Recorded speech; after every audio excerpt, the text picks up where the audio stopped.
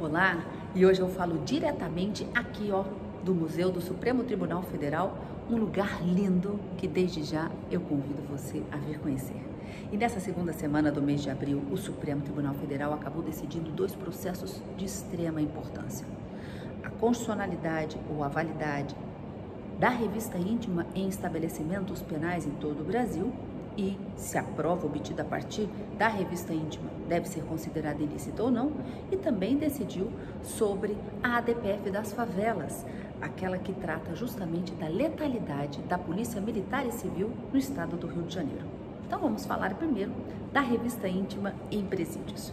Os ministros decidiram que fica absolutamente proibida a revista íntima em que se busca localizar objetos escondidos em qualquer parte do corpo do visitante e que sejam proibidas a sua entrada no estabelecimento prisional, como por exemplo, drogas, celulares, objetos que são proibidos, quando essa revista íntima caracterizar uma situação absolutamente vexatória. Entenda, uma situação abusiva, humilhante, degradante, discriminatória. Essa não pode acontecer. E se essa acontecer, por algum motivo, a prova obtida a partir dessa revista íntima deve ser considerada ilícita, ou seja, não pode servir de prova no processo penal para condenar uma pessoa. Se for encontrada droga com ela, não pode ser essa pessoa condenada por tráfico de drogas. Mas isso se essa revista íntima for abusiva, vexatória, porque em outras circunstâncias é possível sim que essa revista aconteça de forma absolutamente excepcional e a prova ser considerada ilícita ou não vai depender de caso a caso se houver uma decisão judicial.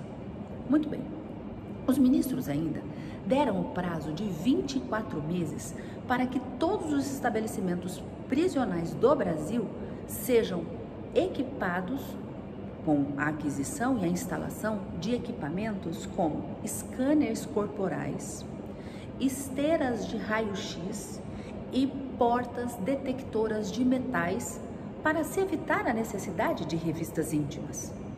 Mas, quando houver a impossibilidade desses equipamentos funcionarem ou se eles se mostrarem ineficientes, aí entra a situação excepcional da possibilidade da revista íntima. Mas para que essa revista íntima aconteça, os ministros ainda estabeleceram outros requisitos objetivos que devem ser observados sob pena dela ser considerada o quê? Vexatória, abusiva, humilhante, degradante e discriminatória. Os ministros disseram o seguinte: para que essa revista aconteça, é preciso que o visitante concorde em se submeter àquela situação. Segundo, deve ser realizada em local adequado e, de preferência, se a pessoa tiver que retirar parte da roupa ou ela todinha, quando houver, veja, indícios robustos de que essa pessoa está escondendo esse material proibido no seu corpo e pretende ingressar no presídio com ele, é preciso que, preferencialmente, essa pessoa seja revistada por um profissional da saúde e também do mesmo gênero que o visitante. Homem revista homem, mulher revista mulher. E nesses casos, só pode acontecer essa revista em pessoas maiores e capazes, com discernimento de saber o que está fazendo. Porque os ministros disseram: e se for criança, adolescente ou uma pessoa que tenha uma deficiência mental que impossibilite ela de ter discernimento sobre aquele ato? Nesse caso, os ministros disseram que vai ser possível a chamada revista invertida. Ao invés de revistar a criança, o adolescente ou essa pessoa com deficiência intelectual, será a pessoa visitada, o interno, o preso, aquela pessoa que está cumprindo pena lá dentro do presídio, que vai ser revistada para saber efetivamente se ele recebeu algum desses materiais proibidos. Portanto, senhores, já ia me esquecendo, essa decisão do Supremo tem caráter prospectivo, é daqui para frente, não vale para trás. E, portanto, os ministros acabaram decidindo que nesse caso da revista íntima, veja, ela não está proibida, ela pode acontecer de forma excepcional e não pode ser estabelecida como regra. É preciso que esses equipamentos sejam instalados em todos os presídios brasileiros. E no caso da ADPF? A ADPF 635, conhecida como ADPF das favelas, ela teve um ponto final na sessão plenária dessa segunda semana do mês de abril, depois de mais de 5 anos de propositura dessa ação, que foi considerado por todos os ministros um processo de natureza estrutural. Isso significa dizer que para a implementação de todo o plano apresentado pelo governo do estado do Rio de Janeiro e a partir da decisão do Supremo, em que foi aditado e determinadas outras medidas, além daquelas apresentadas pelo próprio governo, deve ser cumprida tanto pelo Poder Executivo, Poder Legislativo e principalmente pelo próprio Judiciário do Estado do Rio de Janeiro. O ministro Edson Fachin foi o relator, se manifestou hoje sobre esse voto em conjunto dos 11 ministros, que de forma inédita acaba acontecendo no plenário do Supremo. É um voto chamado percúria, em que todos os ministros acabam participando da construção do voto a partir daquele voto apresentado pelo relator, ministro Edson Fachin. E cada um deles acaba fazendo uma observação no julgamento que foi concluído nessa segunda semana de abril. O ministro Alexandre de Moraes disse o seguinte: o Supremo Tribunal Federal deu um passo importante.